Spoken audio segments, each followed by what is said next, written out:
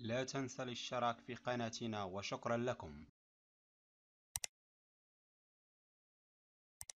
بين سبورتس عبد الإله عفيري. عبد الإله، مرحبا بك. إذا بعد خسارتين تلقوهما فريق الجزيرة الإماراتي مع بداية هذا الموسم في مسابقة الدوري المحلي، الفريق استعاد عافيته على ما يبدو في بقية الجولات، وخاصة الفوزين الأخيرين أمام فريقي الإمارات والشارقة اللذين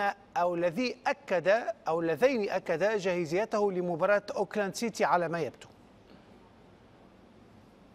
بالفعل مساء الخير مهيب. الجزيرة وكما عبر عن ذلك المدير الفني هينك تاكاتا كان بالفعل يعيش فترة صعبة في الأسابيع الماضية القليلة الماضية بسبب غيابات وازنة، والشيء الذي اضطره إلى إقحام لاعبين شبان، لكنه يبدو بدأ يوم أمس جد مرتاح على عطاء هؤلاء اللاعبين الشبان، بل عبر بأنهم سنهم لا يزال لم يسمح لهم حتى مغادرة المدرسة، هم لا يزالوا يتابعون الدراسة ويشاركون في مع الفريق في لعب المباريات وفي التدريب.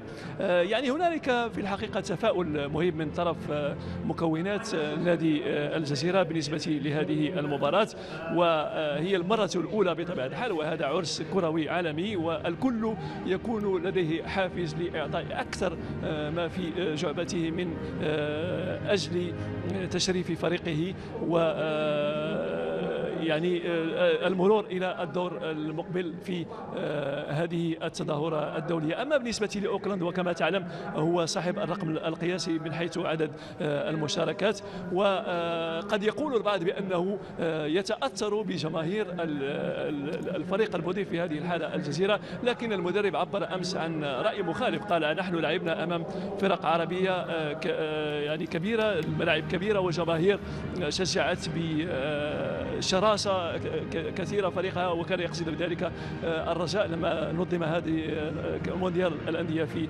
المغرب. يعني وقال بأننا دائما نلعب خارج الملعب وما علينا إلا يعني اعتبار هذه المشاركة كتحدي آخر، وأكد على أن مستوى كرة القدم النيوزيلندية بطبيعة الحال لا يمكن ولا يجب مقارنته مع مستوى الفرق المشاركة منها العربية منها الأوروبية والأمريكية بطبيعة الحال.